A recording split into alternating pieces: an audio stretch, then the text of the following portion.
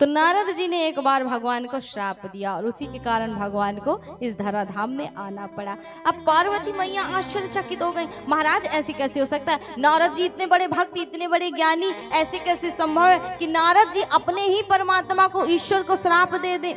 भगवान भोलेनाथ हंसे, मुस्कुराए और कहा, देवी संसार में ना कोई ज्ञानी है ना कोई अज्ञानी है। भगवान जिसे चाहे उसे मूर्ख बना दे और जिसे चाहे उसे ज्ञानी बना दे। कहते ना, अकबर की सभा में एक संत आए तो अकबर ने उनसे पूछा कि महाराज तुम भगवान को नित्य भजते रहते, ये बताओ तुम्हारा भगवान क्या कर सकता है?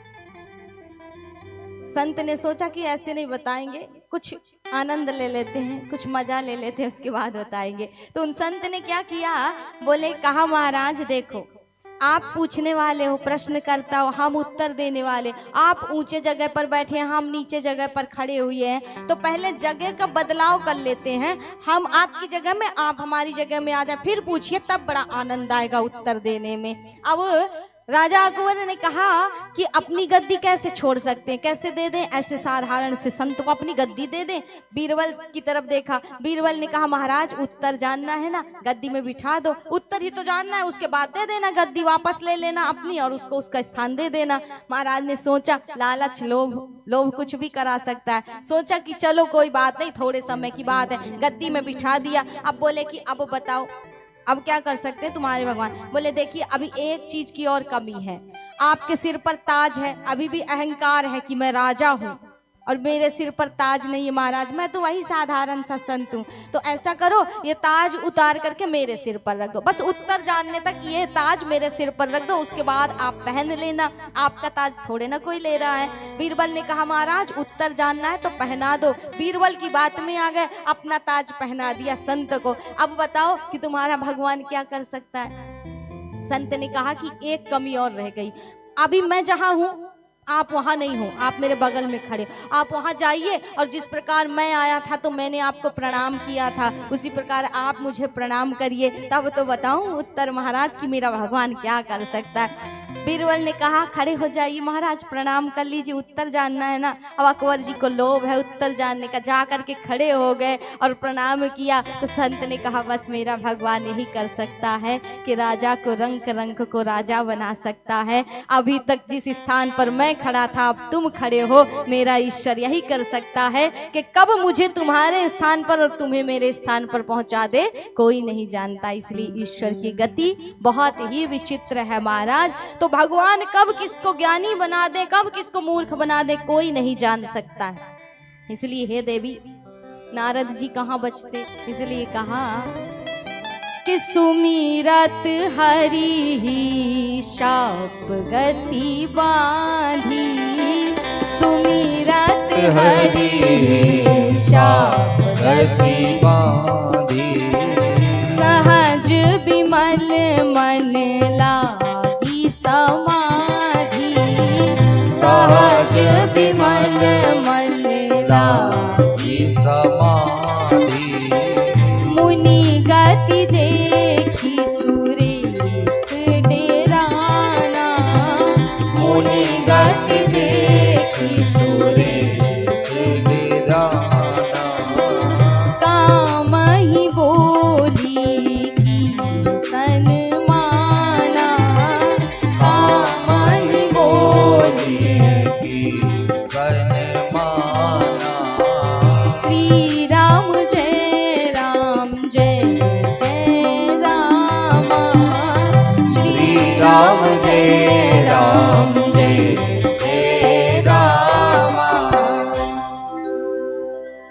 याज्ञवल्क्य जी वर्णन करते हैं कि भरद्वाज जी एक बार नारद जी कहाँ गए, बोले हिमालय की गुफा में। नारद जी को श्राप है, नारद जी एक जगह ज्यादा समय तक नहीं रुक सकते, लेकिन जैसे ही भगवान का सुमिरन किया तो नारद की वो श्राप की गति भी रुक गई और नारद जी के चरण वहीं स्थिर हो गए और भगवान के भजन में मगन हो गए। अब जब नारद की साधना अखंड होने लगी, प्रचंड तपस्या में महाराज बैठ गए तो सबसे पहले कौन डर गया? बोले संसार में जे कामी लोलुप जगमाही कुटिल काप इव सब ही डराही। अर्थात जो कामी होता है ना वही सबसे पहले ज्यादा डरता। अपने पद प्रतिष्ठा के प्रति जिसको ज्यादा लालसा होती वही सबसे पहले डरता है यदि कोई ज्यादा कंपटीशन करने वाला उससे आ जाए। इंद्र को बड़ा भय हुआ कि कहीं ये तपस्या करके हमारी गद्दी न छीन ले। इसलिए इंद्र ने क्या किया? कामदेव को जाकर के कहा कि कामदेव जी जाइए, हम तो जा करके थक गए लेकिन नारद की समाधि नहीं टूटी। प्रलोभन दे दे करके थक गए पर समाधि नहीं टूटी, इसलिए आप जाइए और इनकी समाधि तोड़िए। वही कामदेव आए, अपने पूरे शक्ति को बल को लगा दिया महाराज, लेकिन नारद की समाधि जब भंग नहीं कर पाए, संत की समाधि ऐसे कैसे भंग होती। इसलिए क्या करना चाहिए? बोले जब इस प्रकार से काम ना बने तो दूसरे प्रकार से कर लेना चाहिए।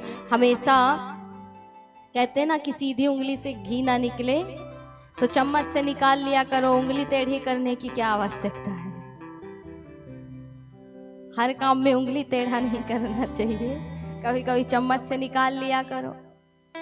तो यहाँ पर कहा कि जब यहाँ बात नहीं बन रही है गंधर्व और अप्सराओं के नाचने से तो अब काम बनेगी 3 चीजों से। बोले पुष्पों का हार, अधिक प्रणाम, और महाराज माना जाता है कि यही किया कामदेव ने, बार बार प्रणाम किया, पुष्पों का हार लिया और प्रशंसा के शब्द तीनों का ऐसा बाण चलाया, ऐसा बाण चलाया कि नारद जी को अधिक प्रणाम करते हुए गले में हार पहनाया और कहा महाराज धन्य है आप। बताओ जिस शिव की समाधि हमने भंग कर दी, आज हम उस नारद की समाधि भंग नहीं कर पाए। महाराज आपसे बड़ा तो संसार में कोई त्यागी हो ही नहीं सकता, आपसे बड़ा कोई भक्त हो ही नहीं सकता। नारद जी बड़े प्रसन्न हो गए महाराज। इसलिए गोस्वामी जी ने कहा कि नारद जी ने एक गलती कर दी। शिव जी ने काम पर क्रोध किया और काम को भस्म कर दिया, लेकिन नारद जी ने क्या किया? बोले भयउ न नारद मन कछुरोसा, कहीं विप्र वचन काम परितोषा। अर्थात काम के वचनों को सुन करके, प्रशंसा के शब्द सुन करके और उस पुष्पों के हार को देख करके, अधिक प्रणाम को देख करके नारद जी ने क्या कर दिया? बोले एक गलती कर दी, काम को दंड नहीं दिया, काम को सहला दिया, अर्थात काम को और बढ़ा दिया महाराज। काम को काटा नहीं, काम को और बढ़ावा दे दिया। इसलिए आज नारद की कैसी स्थिति होने वाली है? बोले कामदेव अपना काम करके वहां से चले गए, गांव गांव नगर नगर बता दिया कि नारद ने काम को जीत लिया। वही नारद जी जब इंद्र के दरबार पहुंचे, इंद्र ने थोड़े से और प्रशंसा के शब्द बोल दिए, महाराज धन्य हो आप, आपने काम को जीत लिया। नारद का मन एकदम अहंकार में भर आया, महाराज हमने काम को जीत लिया। और पहुंचे कहाँ? बोले शिव जी के दरबार में। शिव जी ने इनका स्वागत कर दिया। भोलेनाथ ने कहा कि कहिए मुनिवर, आज तक आपके दर्शन नहीं हुए, इतने दिनों तक कहाँ थे?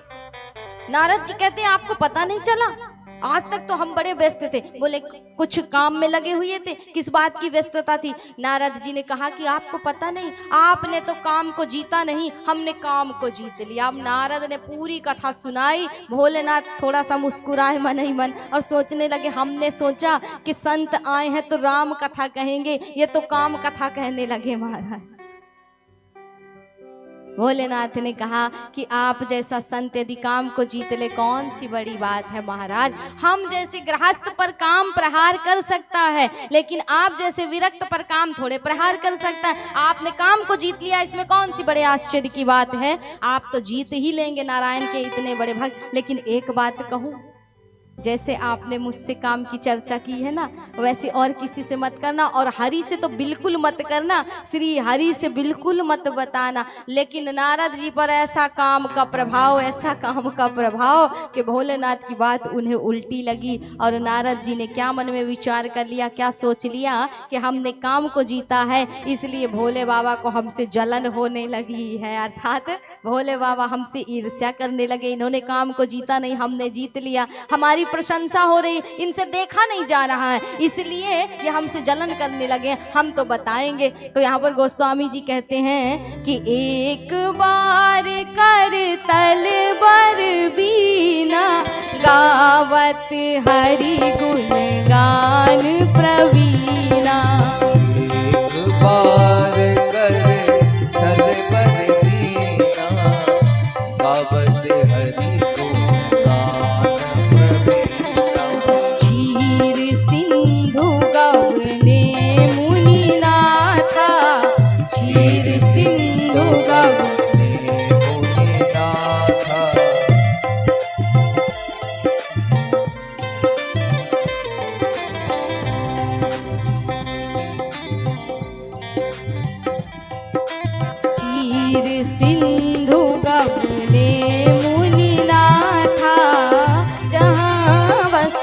श्रीवास सुति माथा क्षीर सिंधु गबने मुनिनाथा। जहाँ बस काम चरित नारद सब भासे, काम चरित नारद सब भासे, काम चरित नारद सब भासे। चरित नारद सब भासे, यद्यपि प्रथम बरज शिवरात्रि, यद्यपि प्रथम बरजी शिवरात्रि। श्री राम जय राम जय जय रामा, श्री राम जय राम जय जय रामा, श्री राम जय राम जय जय रामा। श्री राम जय राम जय जय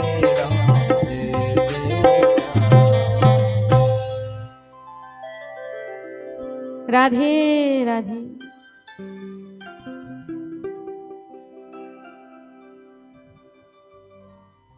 कथा के साथ साथ लगता है साउंड का कोर्स भी करना पड़ेगा।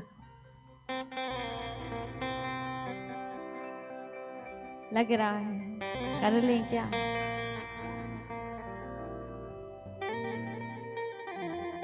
तो भोले बाबा ने मना किया, लेकिन फिर भी नारद जी पहुंचे कहाँ? एक बार करतल वीणा गावत हरि गुण गान प्रवीणा, और क्षीर सिंधु गवने मुनिना था, अर्थात वही क्षीर सागर पहुंच गए हरि के पास। हरि ने इनका सुंदर स्वागत किया, आइए मुनिवर पधारिए, बहुत दिनों से आपके दर्शन नहीं मिले, कहाँ थे? तो यहाँ पर नारद जी ने वही सारी बातें कही कि महाराज अभी तक मेरे पास समय कहाँ था। हरि ने कहा कि कौन से कार्य में व्यस्त थे? बोले आपको सूचना नहीं मिली, मैंने काम को जीत लिया। अब तो भगवान को बड़ी हंसी आई, बताओ हमारे ही वजह से काम को जीतता है और हमें ही बड़ाई बताता है अपनी। भगवान को भी हंसी आई। भगवान ने कहा कि नारद जी बात ऐसी है, आप तो इतने बड़े भगवत भजनानंदी भक्त, साधारण सा मनुष्य भी यदि हिमालय की गुफाओं में बैठ करके नारद भी कर ले तो वो काम को जीत लेगा। आप तो फिर भी महाराज नारायण के इतने बड़े भक्त हैं, इसलिए कौन सी बड़ी बात। लेकिन फिर भी मनुष्य का स्वभाव होता है, जीव का स्वभाव होता है कि करेगा और प्रशंसा स्वयं पाना चाहेगा, लेकिन दिखाने के लिए नहीं, प्रभु सब कुछ तुम्हारा है। और क्या गाएगा? तेरा तुझको अर्पण क्या लागे मेरा, स्वामी क्या लागे मेरा, यही गाएगा ना। लेकिन मन ही मन क्या है कि तेरा भी मुझको अर्पण, यही है ना, मन की इच्छा तो यही है कि तेरा भी मुझको अर्पण, और क्या लागे तेरा, अर्थात कुछ तेरा नहीं, सब कुछ मुझे ही दे दे भगवान। मनुष्य की यही स्थिति है। इसलिए नारद जी भी कहते हैं कि महाराज कहाँ मैंने अपने से थोड़े ना जीता है इस काम को, आप ही की कृपा है महाराज, इसलिए जीता। भगवान ने कहा कि अच्छी बात है महाराज। नारद जी वहां से निकलने लगे, प्रणाम किया, प्रभु कृपा करना। भगवान ने कहा अब तो करनी ही पड़ेगी तुम पर कृपा, क्योंकि जब विषांकुर होना, अर्थात भक्त के मन में जब थोड़ा सा बीज अंकुरित हो जाए विषयों का, तो भगवान कहते हैं उसी समय उसे काट देना चाहिए। थोड़ा सा कष्ट होगा उस समय उस व्यक्ति को, अर्थात डॉक्टर जब इंजेक्शन लगाता है तो उस समय थोड़ा सा तो चुभता है, लेकिन फिर पूरा बुखार शांत हो जाता है ना। इसलिए भगवान कहना चाहते हैं कि हम इनको इंजेक्शन तो लगाएंगे, थोड़ा कष्ट तो अभी नारद जी को होगा, लेकिन महाराज इनका बुखार तो उतारना ही है। जो काम रूपी बुखार चढ़ा है ना, उसको तो उतारना ही पड़ेगा। इसलिए भगवान ने क्या किया? बोले महाराज जैसे ही नारद जी वहां से निकले तो भगवान ने एक सुंदर से नगर की रचना की। माया के द्वारा बनी हुई ये नगरी थी, बैकुंठ भी जिसके सामने धुंधला हो ऐसी ये नगरी थी। 400 कोस के सुंदर नगर का निर्माण किया। कामदेव रति भी शर्मिंदा जिंदा हो जाएं ऐसे नारी और पुरुष उसमें बिठाए, और उसी नगर के राजा हुए राजा सील निधि, और इन्हीं की सुंदर कन्या हुई भगवान की माया ही आई 20 वर्ष की कन्या बन करके विश्व मोहिनी नाम से। अब उस नगर में जैसे नारद जी प्रवेश करते हैं, नारद ने काम को जीता है। ध्यान रखिएगा, ध्यान में बात रखिएगा कि नारद ने काम को जीता है। जैसे ही नारद उस नगरी में प्रवेश करते हैं, नारद का मन आसक्त हो गया। इतने सुंदर नारी पुरुष, बताओ आज तक जीवन में ऐसे नारी पुरुष नहीं देखे, ऐसी नगरी नहीं देखी। आखिर ये नगरी है किसकी, है कौन इसका राजा? पता करने के लिए गए तो लोगों ने बताया कि सील निधि राजा की नगरी है, और उनकी कन्या ऐसी सुंदर कि जगत में उसकी सुंदरता की उपमा किसी से दी ही नहीं जा सकती। भगवान की माया है, सुंदर तो होगी महाराज। देख लो कितनी सुंदर है, नचा रही है सबको। तो ये माया बहुत सुंदर है, इसलिए इसकी उपमा किसी से नहीं दी जा सकती है। बोले उसी का स्वयंवर होने वाला है कल, और इसीलिए दूर दूर से राजा आए हुए हैं उस कन्या को प्राप्त करने के लिए। अब नारद जी ने काम को जीता है। नारद जी क्या सोचने लगे कि मिलना चाहिए ऐसे राजा से, और इस कन्या के भी दर्शन जरूर करने चाहिए, आखिर देखें तो कितनी सुंदर है। नारद जी पहुंचे कहाँ? राजा सील निधि के महल में। राजा ने इनका सुंदर स्वागत किया, जलपान ग्रहण कराया और बैठ गए जब मुनिवर वहां पर। तो यहाँ पर राजा ने क्या किया, अपनी कन्या को बुलाया, चरण नहीं छुआए। क्यों? बोले अगर चरण छुआ देते तो ऐसा हो जाता कि अगर कन्या चरण छू लेती है तो ये गुरु बन जाएंगे और गुरु से विवाह नहीं होगा। इसलिए क्या किया, बोले राजा ने बड़ी सतर्कता दिखाई, और कन्या इस प्रकार दिखाई नारद जी को, मानो जिस प्रकार लड़के वाले देखने आते ना तो लड़की को दिखाया जाता, ऐसे दिखाया। राजा ने कहा महाराज मेरी कन्या का कल स्वयंवर होने वाला है, इसके हाथ की रेखा देखिए और बताइए कि इसके भाग्य में कैसा वर लिखा है। अब नारद जी उस कन्या को जैसे ही देखे, काम को जीता है, ऊपर से नीचे तक देख रहे हैं महाराज, आसक्त हो गए, मोहित हो गए। ऐसी सुंदरता जीवन में नहीं देखी, कितनी सुंदर है बताओ, ऊपर से नीचे तक देख रहे हैं। राजा ने कहा महाराज हाथ देख दो और बता दो कि कन्या का विवाह किससे होगा, इसके भाग्य में कैसा वर है। अब बड़ी मुश्किल से तो नजर हटी, उसके बाद जैसे ही हाथ को छुआ तो ऐसे आसक्त कि काम को जीतने वाले काम के वशीभूत हो गए, और कन्या पर ऐसे मोहित नारद जी के हाथ की रेखाएं नहीं देख रहे हैं, बस कन्या के मुख को देखे जा रहे हैं। राजा ने जोर से हिलाया, महाराज मुख ही देखोगे, हाथ भी देख लो जिसलिए बुलाया है। नारद जी हाथ देख रहे हैं, और कैसी स्थिति है, बोले जो नहीं लिखा है वो पढ़ रहे हैं और जो लिखा है वो नहीं पढ़ रहे हैं। नारद कन्या का हाथ देखने लगे और कहा कि जो इससे विवाह करेगा वो महाराज 14 ब्रह्मांड का मालिक बनेगा, अजर अमर होगा। जो इससे विवाह कर लेगा वो अजर अमर हो जाएगा, 14 ब्रह्मांड का मालिक बने। ये नहीं लिखा था, नारद जी को उल्टा दिख रहा है। काम का प्रभाव देखिए कि नारद जी को सब उल्टा दिख रहा है, सब गलत दिख रहा है, सही गलत दिख रहा है, गलत सही दिख रहा है। लिखा क्या था कि जो इसका पति होगा वो पहले से ही 14 ब्रह्मांड का मालिक और अजर अमर होगा, अर्थात माया किसी और की नहीं, माया पति की ही होती है और विष्णु ही इसका पति हो। लेकिन नारद जी को सब उल्टा पुल्टा दिख रहा है। नारद जी ने सोचा कि अगर हम इससे विवाह कर लें, काम को जीता है, बीच बीच में ध्यान रखिए, काम को जीता है। नारद जी कहते हैं अगर हम इससे विवाह कर लें तो अजर अमर हो जाएंगे, काम को तो हमने जीत ही लिया है, ब्रह्मांड का भी हमें सौभाग्य मिल जाएगा, हम मालिक बन जाएंगे, तो अब हम इससे विवाह करेंगे। लेकिन इस रूप से तो ये राजा अपनी कन्या हमसे ब्याहेगा नहीं और कन्या भी हमसे ब्याह नहीं करेगी। अगर हम विष्णु से उनका रूप मांग लें तो कितना अच्छा रहेगा। समय होता 2, 4, 6 महीने का तो तपस्या करते, प्रसन्न करते, लेकिन एक रात की बात है, अब काम कैसे बने। नारद जी हाथ छोड़े और वहां से भाग निकले। महाराज राजा ने कहा विवाह देख करके जाना, स्वयंवर देख करके जाना।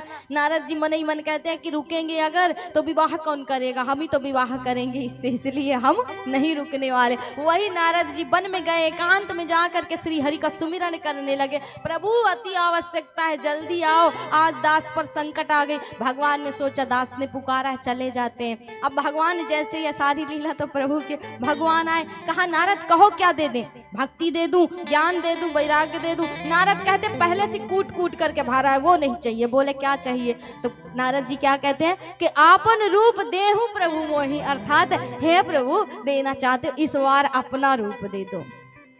अपने समान बना दो। भगवान ने कहा तथास्तु नारद, अर्थात नारद जी हम वो नहीं करते जिसमें जीव का कल्याण हो, हम वो कार्य करते हैं जिसमें जीव का परम कल्याण हो। और आपको जो विषयांकुर लगा ना उसे तो काटना ही पड़ेगा। इसलिए नारद जी को वचन दे दिया, वरदान दे दिया प्रभु ने। लेकिन नारद क्या जाने कि हमारे साथ आगे क्या होने वाला है। अब वही नारद अभिमान में, अहंकार में भरे अपने आप को देख रहे हैं और सोच रहे हैं कि हम तो विष्णु के समान सुंदर हो गए, कितना आनंद आएगा। अब विश्व मोहिनी किसी को नहीं ब्याहेगी, हमको ही पसंद करेगी।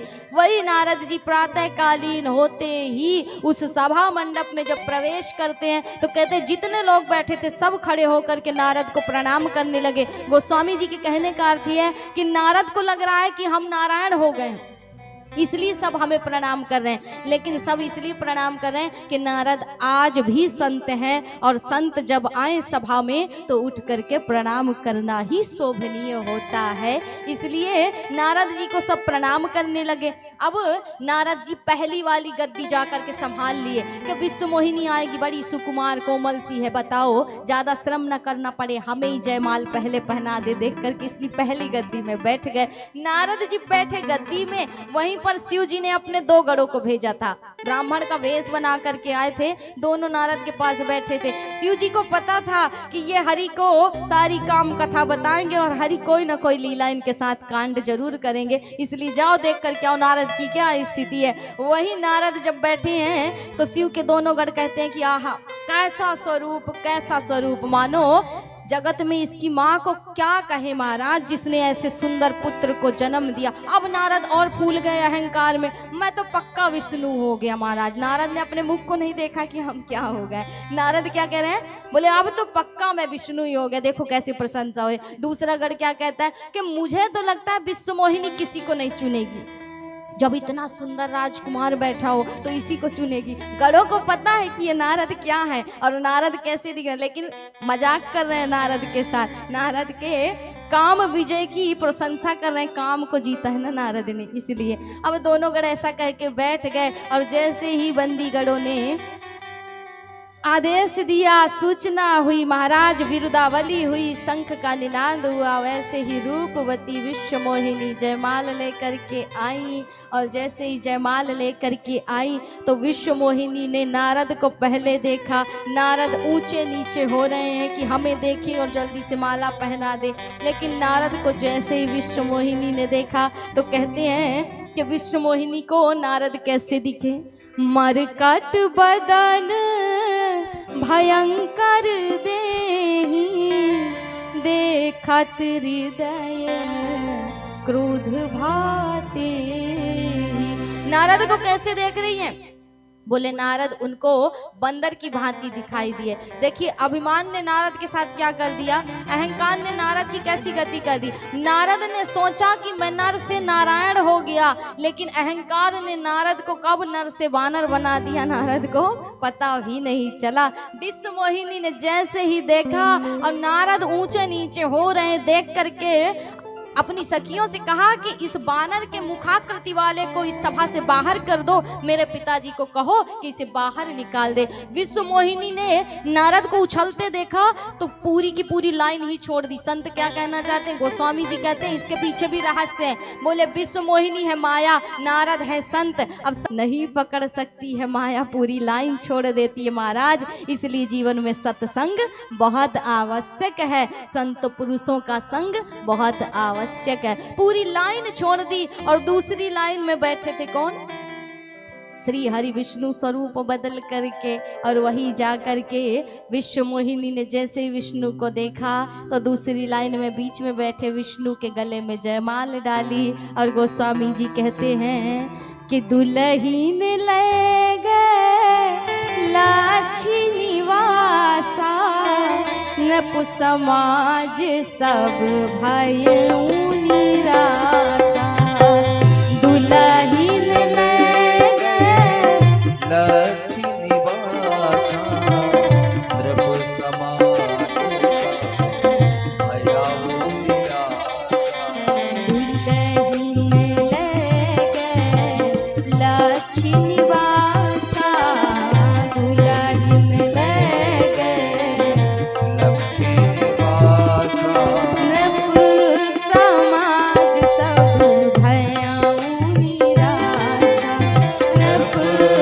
समाज सब भयाओ निराशा। श्री राम जय राम जय जय राम श्री राम जय राम जय जय राम। तो जिसकी दुल्हनिया थी वो ले गए महाराज, भगवान की थी वो अपनी दुल्हनिया ले गए। अब दुल्हन तो ले गए, लच्छी निवासा अर्थात हरि ले गए, और पूरे नृप समाज में, राजाओं के समाज में अशांति छा गई, अर्थात सब निराश हो गए। अब नारद जी भी निराश होकर के वहां से निकले, और नारद जी जैसे ही एक नदी के किनारे आए, एक सरोवर के किनारे आए, तो नारद जी को जब ऊंचे नीचे हो रहे थे तभी यहीं पर शिवगणों ने ही कह दिया था कि महाराज इस तरह ऊपर नीचे उठ रहे हो, बैठ रहे हो, लेकिन क्या कभी अपने चेहरे को नहीं देखा, शकल को नहीं देखा? एक बार अगर दर्पण ना हो घर में ना, तो नदी में जा करके अपने चेहरे को देख लेना। ऐसे बानर की आकृति वाले से क्या ऐसी कन्या विवाह करेगी? तो नारद ने इन दोनों गणों को श्राप दे दिया कि तुमने संत का अपमान किया, इसलिए दोनों राक्षस बन करके इस धराधाम में आओगे। नारद जी वहां से गए, नदी में जाकर के अपने मुख को देखा तो नारद को बानर सी आकृति दिखी, और दोबारा जब देखा दूसरी बार तो अपने वास्तविक स्वरूप में आ गए, लेकिन क्रोध नहीं गया। अब नारद जी का जब क्रोध नहीं गया तो नारद जी सोचने लगे कि इस विष्णु ने हमारे साथ छल किया, आज हम इसे नहीं छोड़ेंगे। अभी तक तो इसकी प्रशंसा करते थे, आज इसे गालियां ही देंगे। अब भगवान ने सोचा बेचारा भक्त पुकार रहा है, जाना चाहिए। तो भगवान एक तरफ अपनी पत्नी रमा को और एक तरफ वही विश्वमोहिनी को बिठाए रथ में आए, और नारद जी से कहा, मानो जले में जिस प्रकार नमक छिड़कते हैं ना, वैसे भगवान ने कहा, क्यों नारद जी कहीं जाना है, छोड़ दें क्या, थक गए होगे ज्यादा। नारद ने जैसे ही भगवान को देखा, नारद के क्रोध की पूरी सीमाएं पार, महाराज घोड़े की लगाम को पकड़ लिया, आज तुम्हें नहीं छोड़ूंगा विष्णु, आज तक तेरा गुणगान करता था, तेरी प्रशंसा करता, आज मैं सबको बताऊंगा तू कितना बड़ा छलिया। समुद्र मंथन से मदिरा निकली, किसको पान करा दिया? सुरा का पान करा दिया, असुरों को अमृत का पान करा दिया, देवताओं को विष का पान करा दिया, शिव को, लक्ष्मी को तूने ले लिया। तूने सिर्फ और सिर्फ दूसरों के साथ बुरा ही किया, गलत ही किया, छल ही किया, इसलिए आज नहीं छोड़ूंगा। लक्ष्मी जी ने कहा कि नाथ गाली दे रहा है, कैसे कैसे बोला, इसको कुछ बोलते क्यों नहीं? भगवान ने कहा तू शांत रह, ये हमारी और उसके बीच की बात है, उसको कह लेने दे। आज तक प्रशंसा के बोल सुने हैं, गाली आज पहली बार खाई है, बड़ा आनंद आ रहा है, इसलिए दे लेने दे जितनी गालियां देनी हो। नारद जी के क्रोध की सीमा पार, नारद जी ने क्रोध में आकर के श्राप दे दिया कि जिस प्रकार आपने मेरे साथ किया महाराज, उसी प्रकार आपके साथ भी आपको भोगना पड़ेगा। और नारद ने क्रोध दे दिया कि मेरा पहला श्राप ये है कि आपको त्रेता युग में धरती पर राम का अवतार लेना पड़ेगा, राम रूप में अवतार लेना पड़ेगा। दूसरा श्राप ये है कि आपने मुझे बानर की मुखाकृति दी है, तो उस अवतार में सिर्फ बानरों और रीछों के अलावा आपकी कोई सहायता नहीं करेगा। और तीसरा श्राप मेरा ये है कि आपने मेरा विश्वमोहिनी से वियोग कराया, उसी प्रकार आपका भी उस अवतार में आपकी पत्नी से वियोग होगा, तब पता चलेगा कि एक स्त्री पुरुष का वियोग क्या होता है। भगवान ने कहा स्वीकार्य है, तथास्तु। और जैसे ही भगवान ने तथास्तु कहा, जो माया का पर्दा पड़ा था हट गया, अब ना रमा है ना राजकुमारी है, सिर्फ भक्त और भगवान खड़े हैं। और जैसे ही माया का पर्दा हटा, नारद कहते हैं प्रभु मुझसे गलती हो गई, मैं क्या बोल गया, मुझे श्राप नहीं देना था, क्षमा करिएगा प्रभु मुझे। लेकिन भगवान कहते नारद आप चिंता मत करो, सब कुछ मेरी ही इच्छा से होता है, जो भी होता है मेरी इच्छा से होता है। लेकिन प्रभु मैंने तो श्राप दे दिया ना, अब उसके प्रायश्चित के लिए मैं क्या करूं? ये श्राप कैसे वापस आएगा? भगवान ने कहा ये वापस नहीं आएगा, लेकिन आपको प्रायश्चित करना है तो आप जाइए बैकुंठ में जाकर के शिव जी का जप करिए। जपहु जाई शंकर सतनामा, बोले शिव जी का जप इसलिए करना है क्योंकि मेरा भजन करने से आप काम को जीत सकते हैं, और शिव का भजन करने से आप अहंकार को जीत सकते हैं, अभिमान को। इसलिए शिव का भजन करिए, आपके जीवन से ये अहंकार, ये अभिमान अपने आप शांत हो जाएगा। नारद जी वहां से नमस्कार करके चले, शिव जी के गढ़ आए, बोले नारद जी हम तो व्यर्थ में मारे गए, हमें तो भोले बाबा ने बस आपकी खोज खबर के लिए भेजा था, लेकिन आपने हमें श्राप दे दिया, अब हमारा क्या होगा? नारद जी ने कहा तुम्हारा वही होगा जो सबका होता है, तुम राक्षस बनोगे दोनों, रावण और कुंभकर्ण बनोगे, लेकिन तुम्हारे उद्धार के लिए भगवान स्वयं अवतार लेकर के आएंगे, इसलिए भगवान के हाथों तुम्हें मुक्ति मिलेगी। बस तुम्हारे साथ यही कार्य अच्छा होगा। वही दोनों रावण और कुंभकर्ण बने, यह भगवान के अवतार का तीसरा कारण हुआ।